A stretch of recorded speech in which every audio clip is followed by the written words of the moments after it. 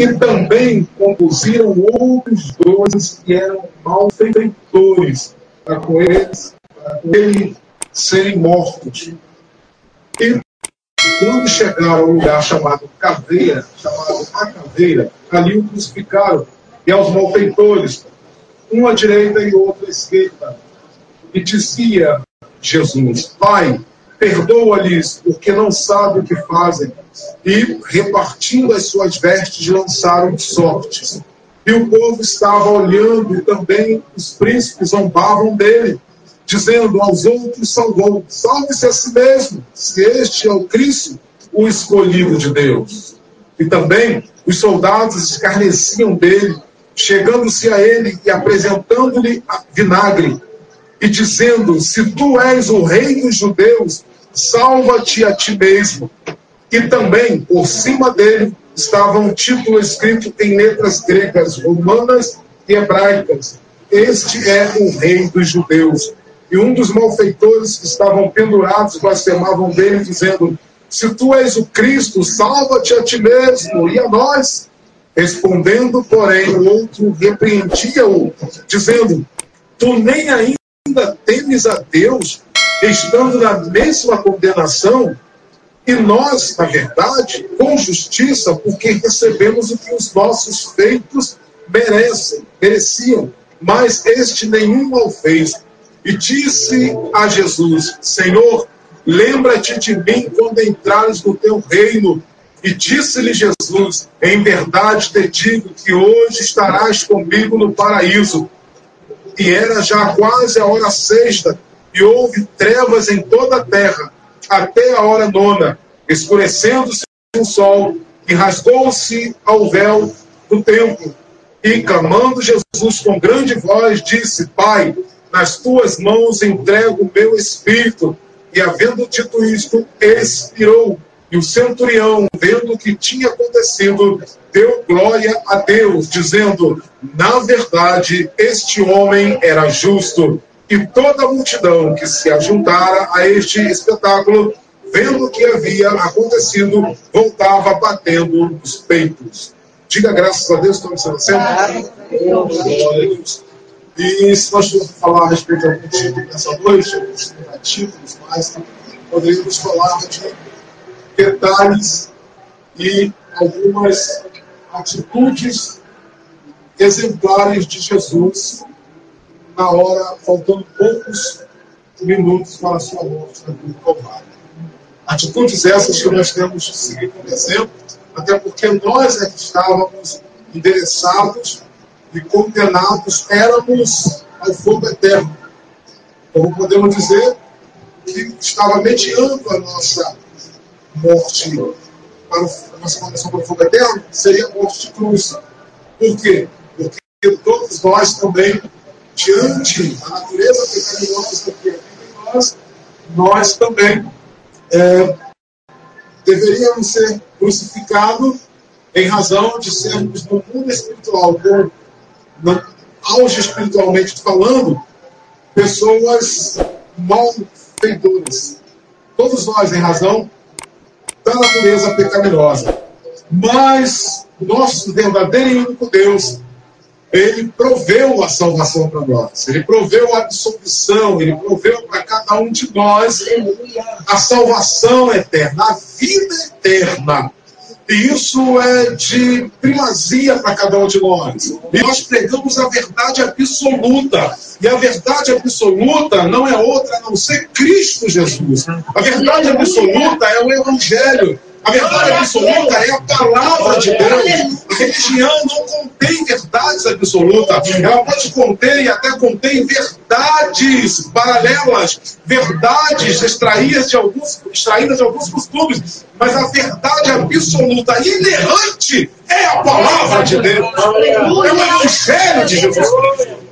Porque ele transforma. Nenhuma religião muda a vida de ninguém. Mas o Evangelho de Cristo Jesus muda. E não muda somente a aparência. Pelo contrário, primeiramente muda o interior. E o que vai refletir no estereótipo é a mudança que a palavra fez no nosso interior. Nova criatura, o Evangelho nos tornou. Aleluia! Então Jesus, uma vez agora, de acordo em detrimento à palavra de Deus, ela deve se cumprir. Mas para que se cumprisse a palavra de Deus, não que a palavra de Deus depende de algo, alguma coisa para se cumprir, mas é necessário acontecer fatos, é necessário acontecer situações para que, na verdade, a palavra de Deus ela venha se materializar naquilo que Deus já havia dito desde o Antigo Testamento a respeito da vinda do Messias, da vinda daquele que viria para tirar o pecado do mundo, para salvar todos aqueles que nele crescem, não perecessem, porém tomassem posse da vida eterna. Mas para isso acontecer, como que poderia Jesus ser levado à cruz do Calvário sem haver algo, pastor Francisco, sem haver alguma coisa que, na verdade, levasse a essa morte, levasse à crucificação? Tinha que haver uma manipulação. Não que Deus quisesse que isso acontecesse, mas Deus, na sua onisciência, Deus já via, antes mesmo dos tais nascerem, Deus já via qual seria a intenção, como a minha esposa falou nessa noite, a intenção do coração do homem. A intenção do coração daqueles seres humanos da época, da ocasião, e não é diferente nos dias de hoje, em pleno século XXI.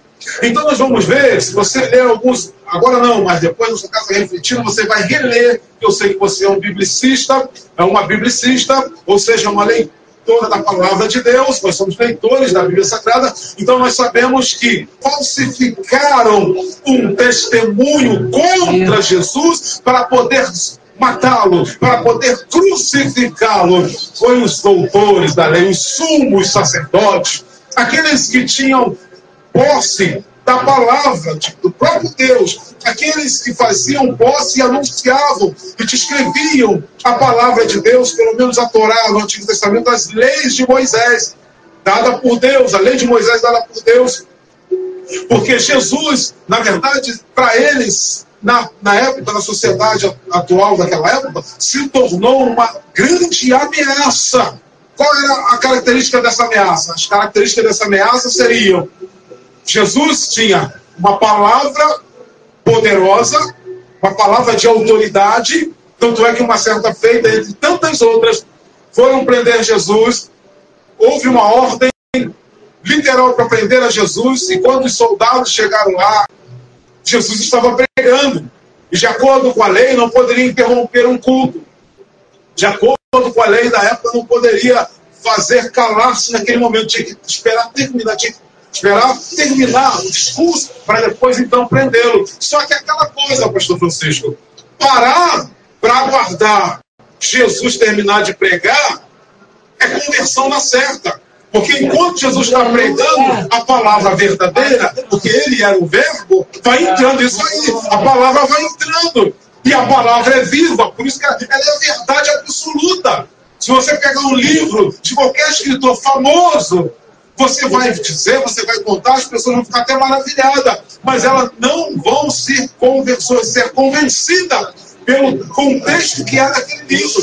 Mas se você pega a palavra de Jesus e começa a pregar a palavra de Jesus, como é uma palavra viva, não é tão somente uma palavra histórica, é uma palavra viva, ela vai entrando e vai transformando, vai convencendo através do Espírito Santo, vai convencendo as pessoas do pecado, da justiça e do juízo. E esses homens, então, eles ficaram à mercê da palavra. Eles, então, vamos aguardar.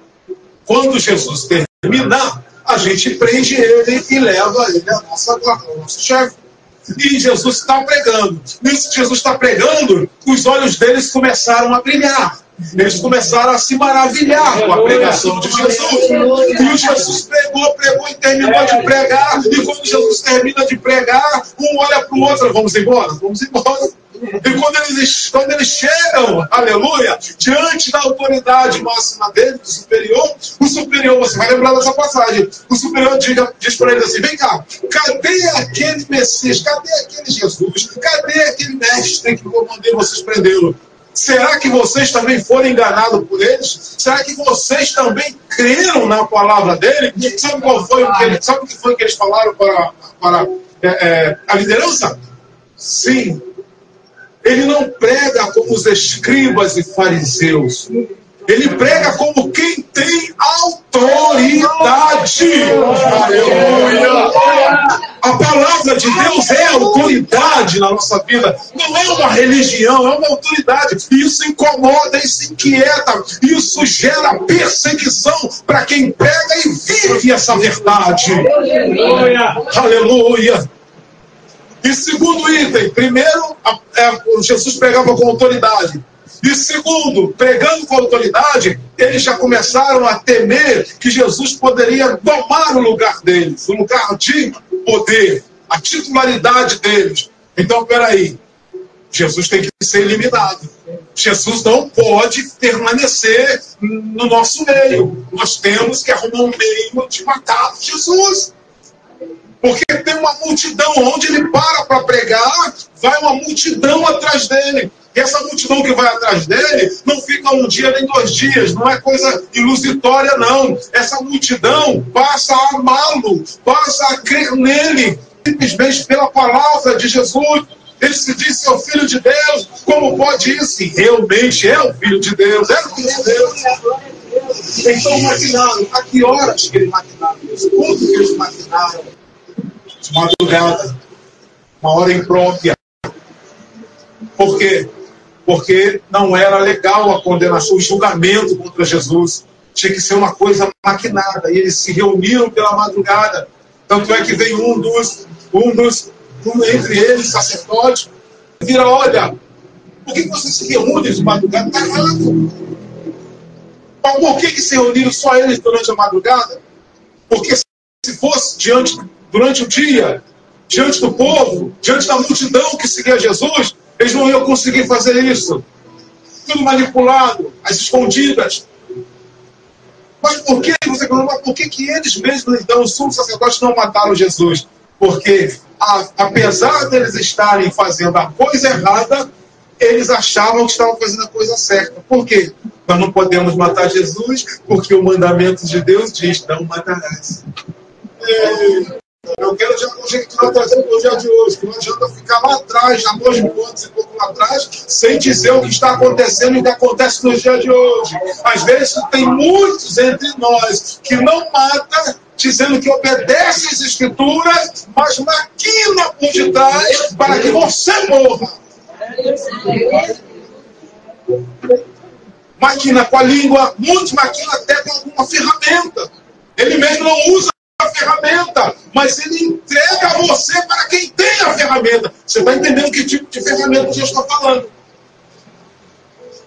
Mas Deus tem um plano na sua vida. Jesus se entregou na cruz, morreu por ti para que você não morra, para que você viva e tenha vida em abundância. Você está entendendo que nessa noite Deus está falando: levanta a sua cabeça, glorifica o meu nome, exalta o meu nome, porque o meu sacrifício na cruz não foi em vão. Foi para te dar vida eterna enquanto aqui você viver, te abençoar 100% aqui e por fim a vida eterna. Glória a Jesus. Aí pegam Jesus, bem, já que as Escrituras, segundo os mandamentos, não podemos matar, então vamos entregá-lo a quem pode, a quem não segue os mandamentos de Moisés. Vamos entregar a eles as autoridades romanas, porque as autoridades romanas podem matar. E o que imperava nas autoridades romanas na época? A pena capital. Imperava a pena capital, era a lei. Todos os malfeitores que eram presos, que eram pegos, eles eram condenados à pena capital. E haviam 3 tipos de mortes, ou seja, 3 mortes semelhantes, porém de uma visão diferenciada. Ou seja, uma delas seria pegar um malfeitor, jogar numa arena, pastor, somos cientes disso, jogar numa arena para que ele lutasse contra as bestas feras, animais ferozes, tipo leão. Vocês vão ver nos filmes aí, né? Os cristãos sendo jogados nos leões, e eles eram tidos como malfeitores. Então, uma dessas mortes era jogá-las na arena para que ele lutasse contra as bestas feras até que ele morresse. Ninguém consegue lutar contra o leão, contra o urso, não vai aguentar, eles são muito mais fortes, poderosos que nós. E morria. A segunda tipo de morte, outra forma de matar de jogar a morte com o malfeitor, seria amarrá-lo num tronco e queimá-lo vivo. Matá-lo a fogo, amarrado num poste, em volta colocava um montão de lenha, acendia, e eles ficavam contemplando, batendo palmas e se vangloriando da morte daquele crente. Isso era a pena capital. E a terceira era a morte de cruz. Era justamente a morte de cruz. Por quê? A morte de cruz, ele ia agonizando, né? Antes havia os açoites, e na ponta do chicote tinha lá aqueles espetos de aço, de ferro, que quando aquilo batia no couro, puxava, saía rasgando. Foi isso que Jesus passou por nós. Jesus sofreu tudo isso por nós. E a Bíblia diz que ele foi como um cordeiro mudo. Ele não gemeu, ele não gritou.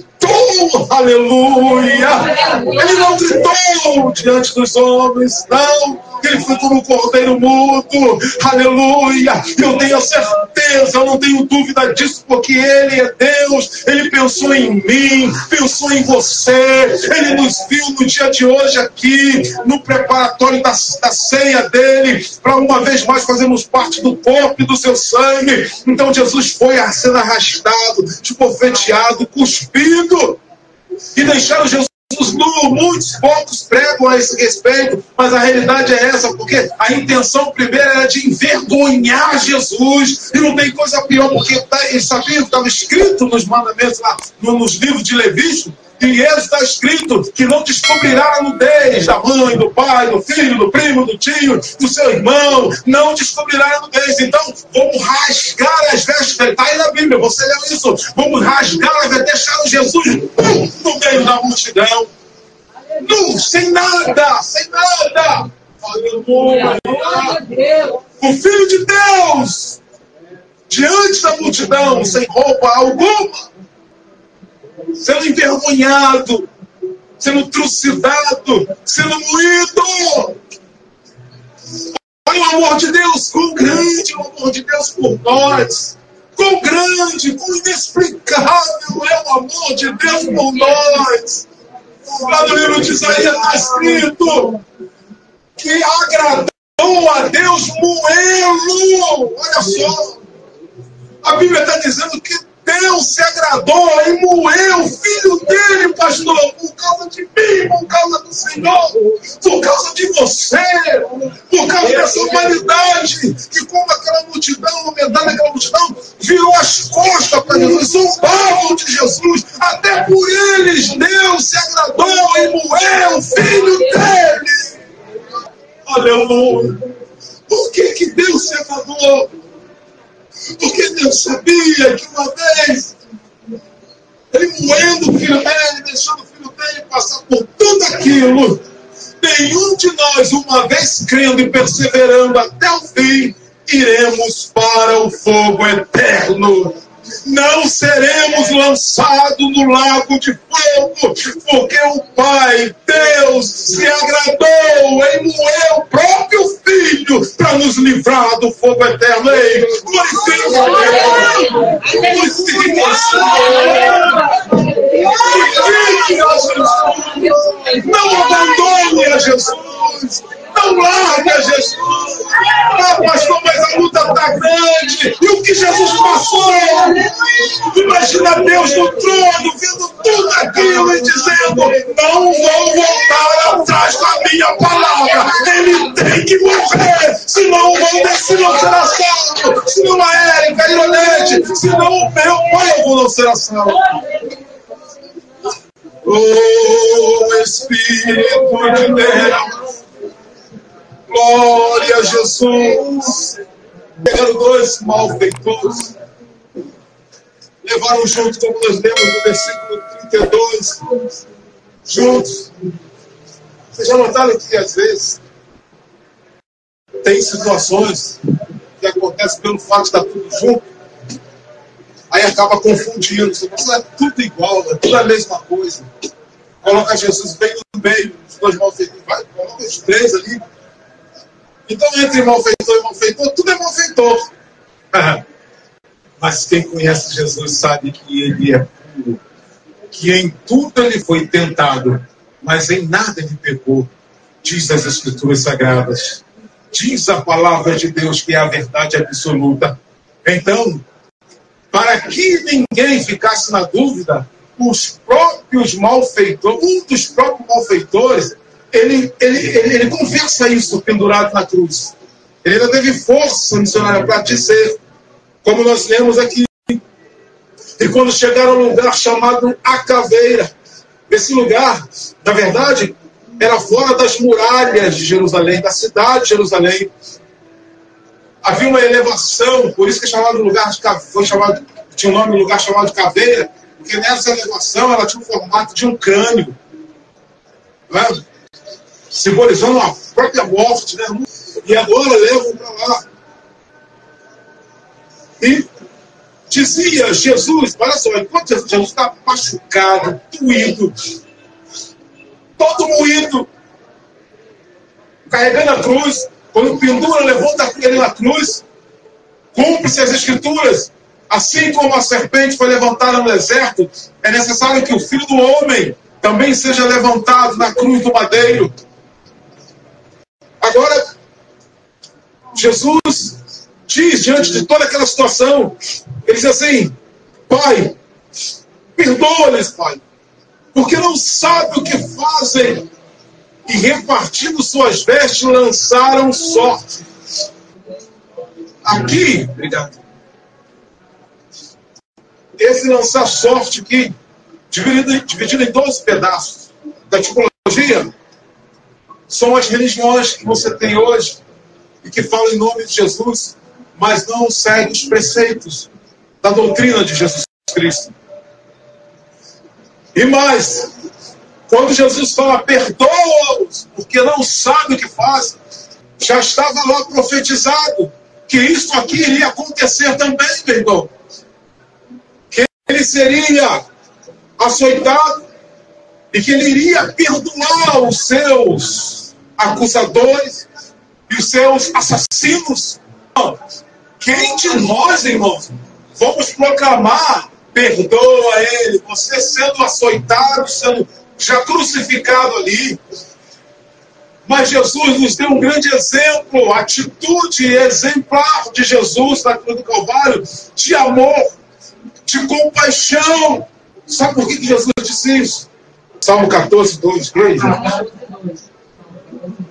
Que não há um justo sequer, que o justo sequer.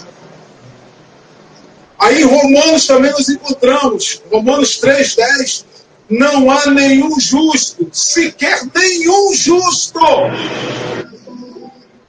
Jesus perdoa, porque eles não sabem o que faz, eles não sabem nem quem eles estão crucificando, eles não sabem nem por que eu vim.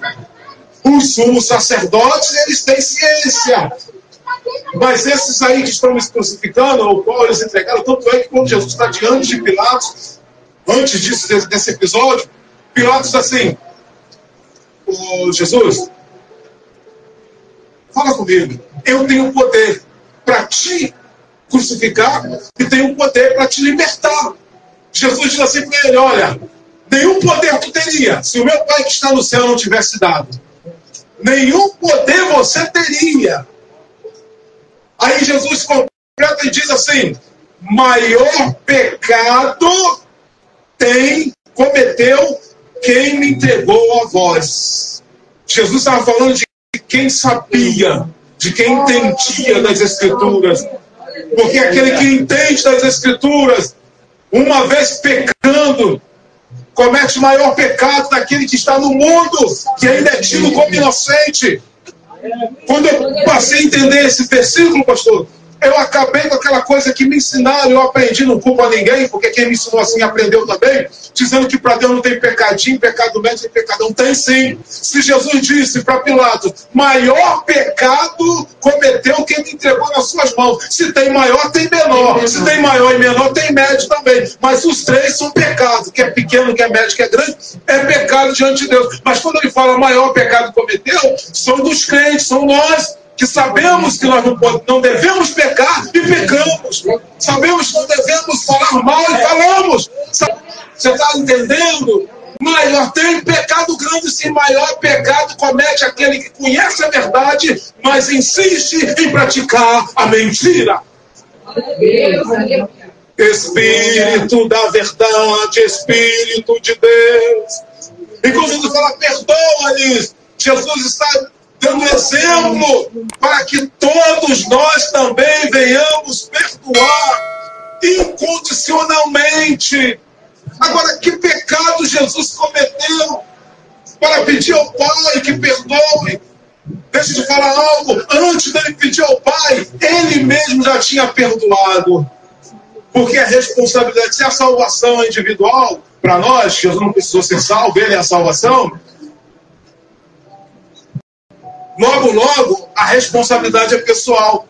A salvação é individual, mas a responsabilidade é pessoal. Então era de inteira responsabilidade de Jesus ter um coração puro, ter um coração perdoador, ter um coração apaixonado por almas. Era isso que ele tinha e veio fazer aqui.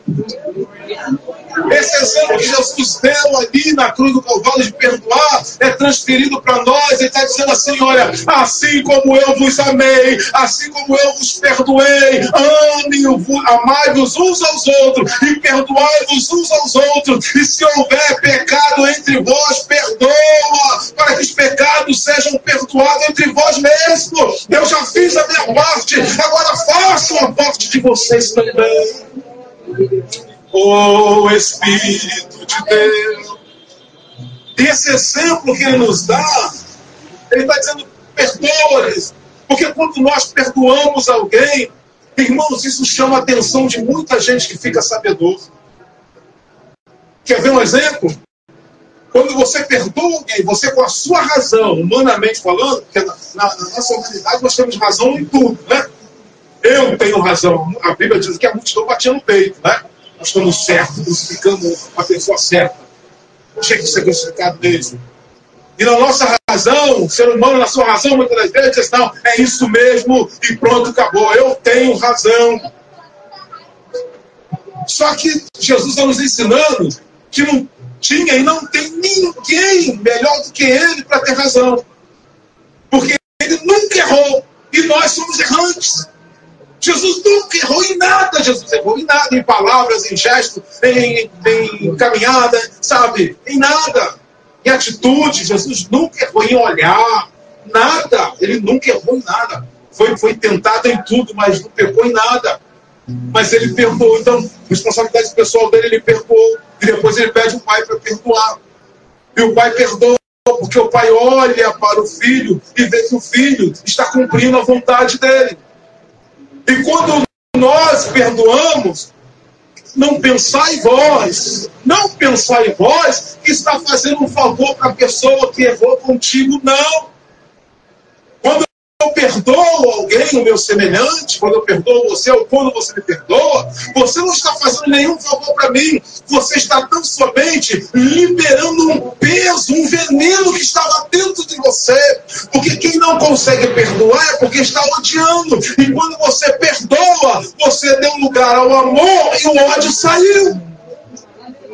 É isso que Jesus está nos ensinando. Ele está dizendo, perdoa, porque se você não perdoar, mesmo tendo razão, quem vai perdido é você. Então libera, rasga o coração, libera o perdão. Você vai estar fazendo um favor para si mesma ou para si mesmo. Quando você perdoa, você está tirando um peso diante de ti. Pastor, o que é isso? Jesus disse, se vós perdoares os homens que estão na terra, o vosso Pai que está no céu também vos perdoará. Está vendo aqui? Jesus disse, Pai, perdoa. Mas se vós não perdoardes os homens que estão na terra, o vosso Pai que está no céu também não vos perdoará. Então, se porventura algum de nós aqui, ou você conhece algum irmão que ainda usa aquele termo, não, Deus tem que fazer uma obra do meu coração. A obra já foi feita na cruz do Calvário. Nós estamos lendo aqui nessa noite. A obra já foi consumada. Jesus não tem que fazer mais nada, não. Nós temos nas mãos as Escrituras Sagradas que nos ensina a perdoar o nosso próximo. Incondicionalmente, com razão ou sem razão que você tenha, perdoa para que você entre no céu de luz. Aleluia. Aleluia, não. Eu não perdoo, porque eu tenho razão. Ainda bota você no fogo. A irmã ali sabe, não é, irmã? Não foi ela que mexeu comigo? Não é ela que é culpada, né? Isso não tem exemplo. Não é, não é, irmão? Eu tenho pelo menos 3 testemunhas aqui nessa igreja. Pastor, eu ainda não perdoei porque eu tenho razão. A razão é Cristo. A razão é Jesus em nossas vidas.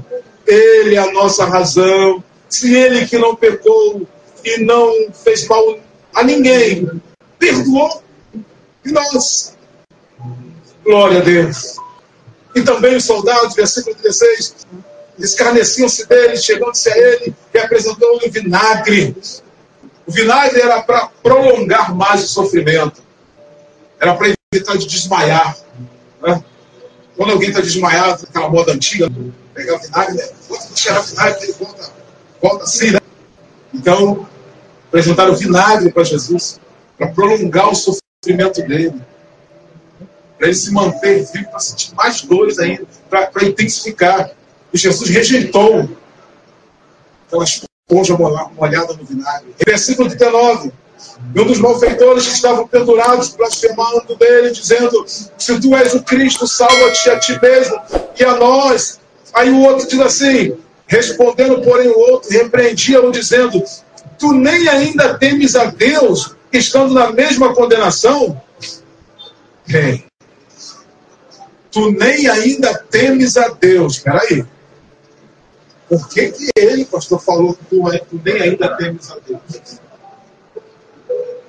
Quem está lá fora, que desconhece as Escrituras, teme a Deus? Não teme. Só teme a Deus quem tem conhecimento de Deus, das Escrituras Sagradas. Então, além de ser malfeitor, ainda era um desviado. Ainda era um que abandonou a Deus. Nem assim você teme a Deus. A Bíblia diz que o temor de Deus é o princípio da sabedoria. Precisamos temer a Deus a todos os dias, cada dia. Quanto mais temê-lo, mais agrada ao seu coração, com fé.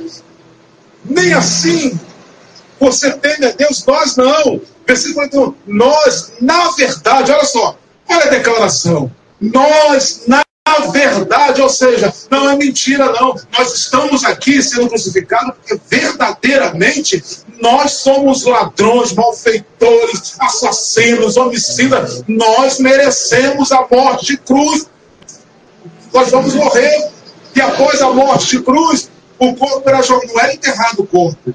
O corpo era jogado como se fosse um local, uma trincheira, ao céu aberto, onde as aves de rapinas, elas começavam a comer os corpos. Eles iam apodrecendo ali, iam se deteriorando, eles entravam em estado de decomposição, e quanto mais podre, melhor para os urubus, melhor para as aves de rapinas.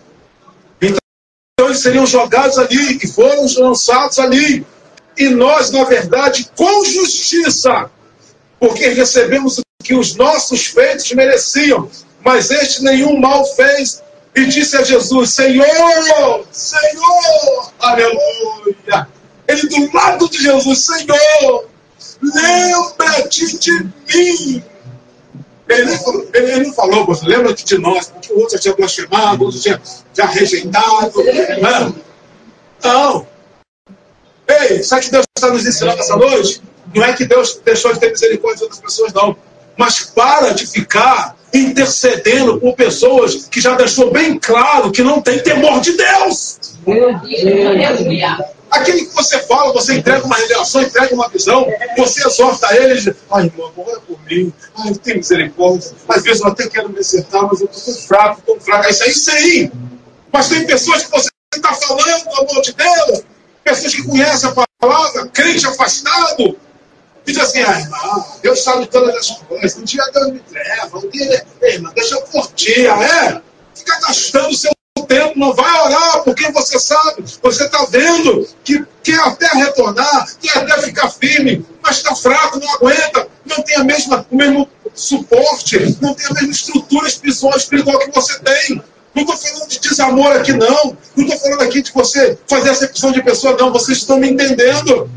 Aqui o exemplo está aqui. Ele não fala: Senhor, lembra-te de nós, não. Ele fala: já que você decidiu ir para o inferno. Eu não vou ficar aí me implorando que você seja misericordioso com ti mesmo. Eu servi no meu ministério um pastor, grande homem de Deus, que até hoje está servindo, fazendo uma grande obra de Deus, chamado pastor Paulo Areias. Eu aprendi algo, tantas coisas com ele, uma delas que é cabível falar aqui agora. Ele virava para a gente, obreiros, e falava assim: faz as coisas direito, tenha misericórdia de ti mesmo. Eu nunca tinha ouvido aquela palavra, quando ele falou, eu falei: meu Deus. Ele está dizendo: eu tenho que ter misericórdia de mim mesmo. Esse ladrão aqui, esse malfeitor, ele não tem misericórdia nem, não tem misericórdia da alma dele. Tenha misericórdia da tua alma. Faça o que é certo. Se arrependa, se humilha. Pede misericórdia a Deus. Reconheça Jesus como Senhor e Salvador da tua alma. Fica blasfemando aí no mundo. Se não quer vir agora, não vem. Mas não blasfema, não fala mal de crente, não se levanta contra crente, porque é o mesmo que se levantar contra Deus. Oh, Espírito de Deus. Aí, como a salvação individual e a responsabilidade é pessoal, ovelhas do Senhor, ele vira para Jesus e diz assim: lembra-te de mim. Não é egoísmo, não. Lembra de mim porque eu creio. Se ele não crê agora, ele mesmo. Mas lembra-te de mim, Shirley, quando tu entras no teu paraíso, no teu reino. Em outra versão do paraíso, quando tu entrar no teu reino, lembra-te de mim, Senhor. Aí Jesus vira para ele, mesmo arrebentado, mesmo moído na cruz. Jesus vira para ele, tudo vira para ele e diz assim: hoje mesmo tu estarás. Aleluia! Hoje mesmo tu estarás comigo no paraíso. Ele falou hoje mesmo, porque estou inventando na internet que tem uma vírgula. Eu não achei, das bíblias que eu tenho, eu não achei vírgula nenhuma. Se tivesse hoje mesmo vírgula, então, na verdade, aí diz que lá na frente alguns já subiram no trono. Então, como é que ele disse que hoje mesmo já estaria Jesus? Nem no domingo ele subiu, só subiu depois de 40 dias. Irmão, estão arrumando tanta conversa fiada, desculpa a expressão, tanta conversa fiada, não vai nessas balelas, não. Pessoas que, ao invés de usar a sabedoria que adquiriu, estão usando a internet para inventar história. Mas na sua Bíblia tem vírgula aí? Está direto. Hoje mesmo estarás. Estarás. Aleluia, glória a Deus. Estarás no paraíso. Para encerrar, pastor, lembra que eu falei que sobre a morte, condenação capital, isso? O pecado capital, a condenação de morte, os três tipos de morte. Por que uma delas é importante ser queimada, a outra ser uma morte de cruz? Ela é lançada depois de morrer na cruz, lançado nas rapinas, e a outra é lançada nas arenas. Os animais não deixavam nem os ossos, nem o tudo, para não haver sepultamento. Não havendo sepultamento, não ia ter memória do corpo, nem do corpo ia ter memória. Aí a gente vai fazer a Santa Ceia, no capítulo 11 de 1 Coríntios, versículo 25, está escrito que Jesus, Paulo diz que Jesus, depois de cear, tomou o cálice também. Ele disse: esse é o cálice da nova aliança. fazer isso em memória de mim. Porque mesmo sendo crucificado, o corpo dele não foi jogado às rapinas, às aves para ser comido e destruído. Pelo contrário, para se cumprir as Escrituras, tem razão dele não ter tido nenhum pecado. Um dos malfeitores foram lançados porque eles tinham pecado. E a Bíblia diz que nem o corpo e nem o sangue, a carne e o sangue não herdará o reino de Deus. Então tem que ser enterrado, tem que ser destruído na terra, para que no grande dia receba um novo corpo. Mas o corpo de Jesus, nele não havia pecado. Então, se não tem pecado, esse corpo não pode ser comido pelas rapinas. Esse corpo tem que ser retirado da cruz. Esse corpo tem que ser retirado da cruz, envolto num pano branco, que significa pureza. Porque rei é enterrado de qualquer maneira. Rei é enterrado em qualquer lugar. Rei é enterrado num lugar especial. Houve preparatório para o corpo de Jesus, com especiarias. Foi perfumado o corpo de Jesus e colocaram a pedra. Mas pela manhã cedinho, no domingo, ao terceiro dia, lá vai as irmãs. Aleluia! Quando sai de casa, onde vocês vão, Maria, Marta, nós estamos indo para fazer o que está fazendo desde sexta-feira. A gente vai lá, passar um perfume, limpar Jesus, limpar o corpinho dele. Vamos lá agora, então vai. Quando chega lá, a pedra foi removida. A pedra foi removida. Elas olham e dizem: o corpo não está aqui dentro. O corpo não está, nem o manto, mas tinha o lenço dobrado, branquinho. Segundo a tradição, quem almoçava deixava o lenço dobrado na mesa, fazer a refeição, é porque ele iria voltar. Aleluia! Estava dobradinho o lenço, meus irmãos. Então Jesus já deixou bem claro para elas e para nós: eu voltarei. Eu vou voltar. Aleluia, glória a Deus. Aleluia! E quando elas saem do sepulcro, vai saindo, aí elas deparam com dois varões, dois anjos.